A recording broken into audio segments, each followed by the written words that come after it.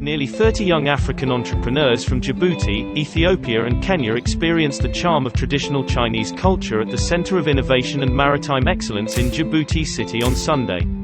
Chinese calligraphy and paper cutting courses were organized to give the participants a taste of Chinese culture. Many of them have expressed interest in Chinese culture and hope to learn more. I really enjoy the Chinese culture. Plus, even after today's event, I've learned a lot of things about the Chinese culture. And I would, if I get the chance, I would like to visit to China and see everything. The culture, the food, I love it. It's not like how we do in alphabet, like a French alphabet or Somalian alphabet, I don't think. There is ABC, you can write it, but China, as its art, you can feel the expression of the writer. That's really something that I have noticed today. Don't put so much pressure, be patient. It's sort of really good art.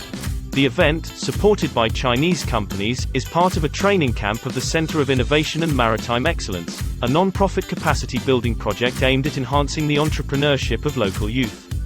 Zhou Yanwu, director of Confucius Institute in Djibouti, said at the event that more courses on the Chinese language and Chinese culture have been organized in Djibouti to cater to the needs of local people. 据我们了解，这里的年轻人都非常喜欢中文，非常想学中文。现在9月份，我们的课程正式开始。首批课程呢是针对吉布提首都5所高中，每一所高中的高1学生，我们会有100名同学选择学习中文。之后呢，我们会根据当地民众的需求，举行一些中文课程或者中国文化体验课程。